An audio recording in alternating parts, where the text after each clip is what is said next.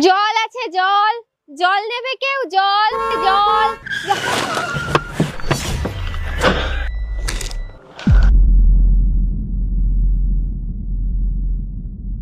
কোয়েল বিধবার দেশে ডিভোর্সের 4 বছর পরে।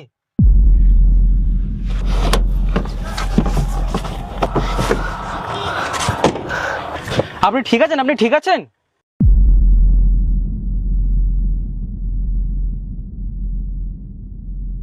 সরি দাদা, আসলে সকাল থেকে একটাও জল বিক্রি হয়নি তো, ওই জন্য আমার মাথাটা একদমই ঠিক নেই, ক্ষমা করবেন দাদা। জল বিক্রি করেন মানে? আপনি জল বিক্রি করেন? হ্যাঁ দাদা, আমি এই রাস্তায় রাস্তায় ঘুরে জল বিক্রি করি। আচ্ছা, একটা কাজ করো, তুমি এই সব জলগুলো আমাকে দিয়ে দাও। সত্যি দাদা, আপনি সব জলগুলো নেবেন? হ্যাঁ হ্যাঁ, তুমি সব জলগুলো আমাকে দিয়ে দাও। তাই না, ধরো।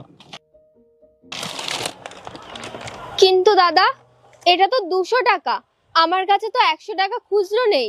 না না, টাকা তোমাকে ফেরত দিতে হবে না, তুমি ওটা রেখে দাও। ধন্যবাদ দাদা, অনেক অনেক ধন্যবাদ। বলছি শোনো,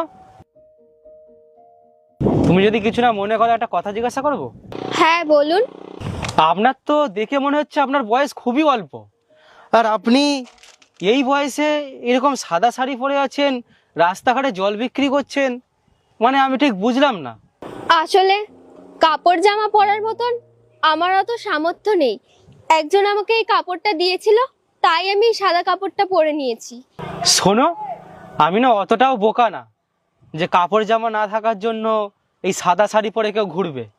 দেখো, তুমি যদি চাও তোমার অসুবিধাটা আমাকে বলতে পারো, এমনিতেও কথায় আছে, দুঃখ কাউকে প্রকাশ করলে দুঃখ কম হয়।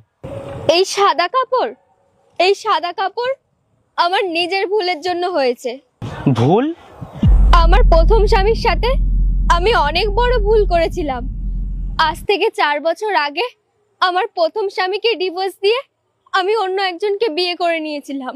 শুধুমাত্র টাকার লোভে আমি আমার প্রথম স্বামীকে ছেড়ে দিয়েছিলাম। তুমি আর কখনো তোমার প্রথম স্বামীর কাছে ফিরে যাওনি, তার কাছে ক্ষমা চাওনি? কোন মুখে চাইবো? এতটা বছর কেটে গেছে আর আমি এখন একটা বিধবা। ও নিশ্চয়ই এতদিনে অন্য কোথাও বিয়ে করে ভালোই আছে।